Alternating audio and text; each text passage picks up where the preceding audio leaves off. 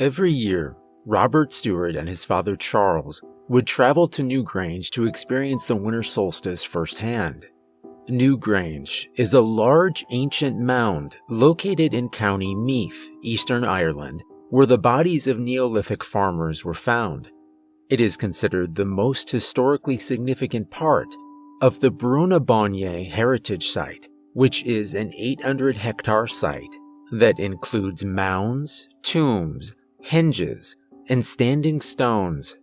The area is determined by archaeologists to be between 5,000 and 5,500 years old, predating the pyramids of ancient Egypt. A narrow 19-meter passage leads inside to a stone room no wider than 4 meters. The walls are decorated in Neolithic art, such as tri-spirals. The purpose of this mound was to indicate to these farmers when the shortest day of the year had come so they could get ready to plant their crops again. For a 6-day period, between the 18th and 24th of December, the hazy orange beams from sunrise peek through a tiny hole and alight the chamber in an astounding, vibrant orange for about 10 minutes. The annual tradition for father and son of the Stewart family had lasted strongly for the 13th year running, and they hadn't broken it once. Charles used to work in the Department of Public Works before switching to defense, so he and his son were able to get free admission all year round.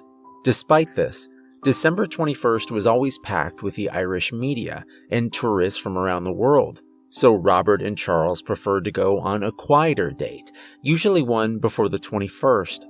The morning started with waking up at 6 a.m., getting a light breakfast, and then hitting the road at around 6:30 a.m.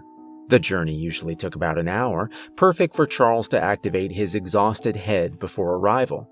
They would meet up with Charles's old colleague, Martha, and walk across a bridge over the River Bóinne. They continue along a set path where a bus picks up groups of people coming to see the solstice and takes them to the mound. At about 8:30, around 20 people would enter the chamber with reserved passes and are led down the 19-meter passage into the chamber. After a brief explanation of some history, the lights are switched off and the chamber is instantly plunged into darkness. The eye usually takes around 5 minutes to adjust to the sudden absence of light as the people stand in silence and anticipation. Sunrise occurs at around 8:50 a.m., give or take a few minutes, and it takes about 10 minutes for the sunshine to rise above a hill on the horizon and swoop through the darkness of the chamber. Once finished, and having experienced the ancient phenomenon, the Stewarts and their friends who worked at the bru-na-boinne Center, or who regularly visited the tomb along with them, would gather in the restaurant of the visitor center for some food. It was revitalizing from the stresses of life that came with Christmas, whether it be upcoming college exams, just finished secondary school exams, or even just having to buy Christmas gifts for friends and family. Charles also sought it as a way to further his already tight bond that he and his son had. They would often joke about and make fun of the American tourist who came on their journey, rather than just sit there quietly with the friction of wheels and the radio being their only sound. This year, they had decided to go on the 19th of December. It was a rather brisk, frosty morning, and sitting in the freezing car while exhausted had made Robert feel rather queasy. Thankfully, the car had warmed up and Robert had adjusted to the temperatures, so he felt better with another half hour to go. When the conversations and messing about with his father had died off, Robert stared out at the frosty fields of the countryside whizzing by, appreciating their beauty.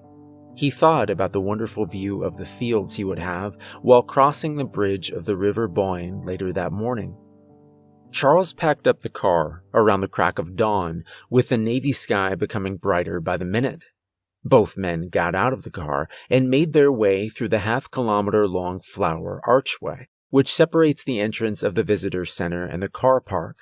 When they arrived, they flashed their passes to the young secretary and made their way downstairs, expecting to meet chubby, middle-aged, yet bubbly Martha waiting for them in the cafe. An old man who both Rob and Charles had seen around a few times but had never actually talked to, smiled and waved at them as they descended the spiral stairs. Robert looked at Charles in slight confusion, who in turn hid his mutual feelings and smiled and waved back. "Michael, how you keepin'?" Charles asked. Robert stood by his father while he faded out from the typical small talk and would have with an old colleague. He stared around at the fancy modern center, which he still found classy after all these years, and he pondered whether he should go up to the museum back upstairs or stay put with Charles. "You must be Robbie. Jesus, you got big, didn't you?" the old mysterious man boomed, cutting off Robert's trail of thought. Robert shook his hand and perked a shy smile at Michael. "Nice to see you, sir," Robert said politely. Robert engaged in conversation, feeling slightly awkward. He couldn't shake the feeling of how cold and dirty Michael's hand felt. Charles was an avid gardener, and Robert had helped him a few times with it because he had a bad back. Robert helped him to his feet after his hands had been digging through soil for a few hours, and it felt almost exactly like that did. As for the cold part, Robert pondered and thought that it wasn't exactly his hand that was abnormally cold, but how his bony, wrinkly hands had sent chills up his spine and given him goosebumps all up his left arm. The three men grabbed a quick cup of tea before leaving the visitor center to get the bus to the New Grange site. Charles walked on ahead while Michael walked alongside Robert, much to Robert's discontent. Robert stared out at the frosty fields on the banks of the river, as he had done every year crossing that bridge. Michael's steps continued to trudge alongside his as he did this. "Come here often?" Michael asked, breaking the tension. "Every year since I was 7, Robert replied with a bit of attempted pep. "You must really like your history." "Yeah, it was my favorite subject in school." "Was?" "Yeah, I'm in college now. Would have done something to do with history, but the counselor said I would never get a job out of it." Robert detested having these conversations about his education with older people, not just because he was doing a course he didn't particularly like, but because after the 50th person asking, they just got repetitive and boring. "I see. Do you like coming here?" "Yeah, I do." "Just you and your dad?" "That's the way it mostly is. One year my Swedish Uncle Pierre came with us." Yeah. What do you think of the chamber itself?" Yeah, it's lovely," Robert replied, slightly baffled by his question. Michael straightened out his arms and buried both his hands into the pockets of his long gray coat. This, with his pale complexion, gray fedora, pale pink lips, gray pupils, and tired, baggy eyes, made him look somewhat like a living statue, Robert thought. Robert continued talking after a few seconds of cold silence, feeling pressured to continuing on from where they had left off. "But, it can be annoying when the weather is shit and the chamber doesn't light up, "Yeah. And you're just left standing around in darkness," Michael replied. "Yeah, exactly." "Have you ever heard voices when inside?" Robert's face wrinkled while he paused for a second. No, I can't say I have," he replied, with a ball in his throat. "They say that after long exposure to silence and darkness in the chamber, you start to hear voices and see shapes." Robert knew what he was getting at, for he himself had sometimes suffered from exploding head syndrome and even night terrors. Episodes of these would sometimes have him sleep with the light on or with low-volume music playing. However, he never had anything like this happen to him while he was in the chamber, and hearing it said in a serious tone by the already mysterious Michael had not helped him feel at ease. "Yeah, I imagine so," Robert replied, trying his best to kill off the conversation. The two of them continued in silence along the path until they reached the bus stop. There were 3 old buses parked on the curb, and Robert hopped on the first one. He saw Charles sitting at the back, smiled at him, and followed him down and sat beside him. Robert stared at the condensation on the window, still as cold on the bus as he was outside. "Where's Martha this year?" Robert asked his dad. "Martha isn't feeling too well today," Charles replied. "Michael's doing the guy today." "Don't like him," Robert said. "Bit creepy." "Wouldn't disagree with you, but he's been doing this job for years now." The engine on the freezing, condensated bus chugged for 5 minutes while it filled up and took its usual time of 10 minutes to reach the Newgrange site. Robert and Charles trudged up the steep hill, feet crunching the crispy frost, almost slipping once or twice. Ahead of them, visitors listened to some of the guides give a history of the bru-na-boinne site while taking photos and exploring all around the monument.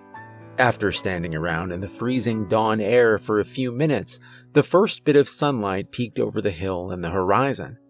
That indicated that the chamber would be alight in around 15 minutes, so Michael gathered the group designated to enter the chamber and gave the usual announcements of no flash photography, switch all mobile devices off, and to watch out for low ceilings. Robert and Charles followed him and the rest of the group into the monument, down the narrow 19-meter passage, and into the crowded chamber. Robert's feet crunched on the tiny sand-like pebbles inside the mound, just like they had on the frost outside. Of the tourists who hadn't been here before, they touched the Neolithic designs on the gray stone walls and traced the tri-spirals with their fingers. Michael explained to the group the meaning behind some of these symbols, wearing down the time until sunlight would light up the chamber. "Okay, everyone, gather around in a semicircle, tall people at the back. We're going to turn off the lights now," Michael announced to the group. All 20 of them shuffled around as Robert prepared his eyes for the drastic light change. The lights dimmed quickly, and in a few seconds all Robert could see was black.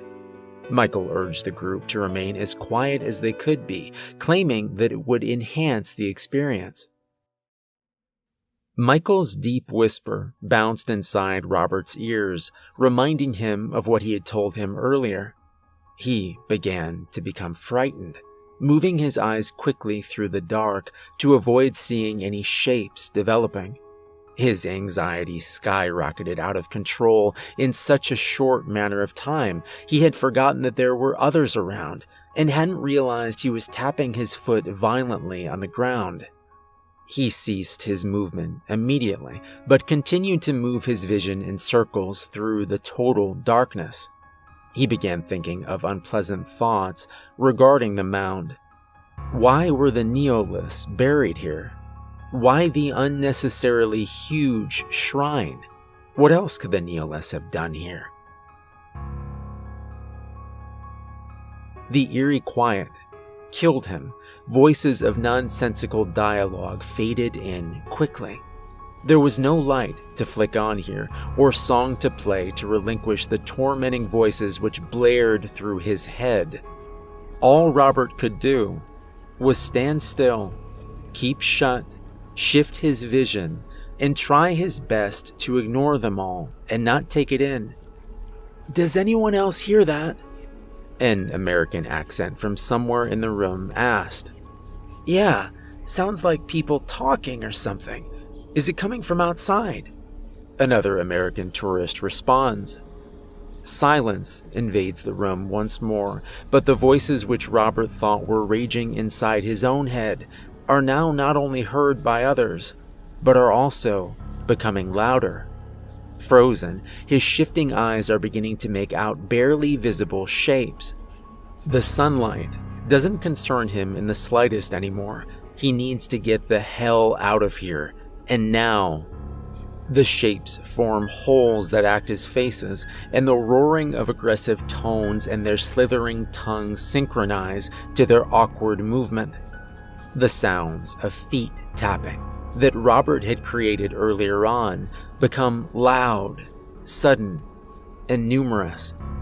Michael's tone can be heard through it all as he produces a deep, gurgled, horrifying giggle. One of the American tourists begins to weep quietly. Robert sprints, and the shapes pulse the edges of their holes towards his swift-moving body.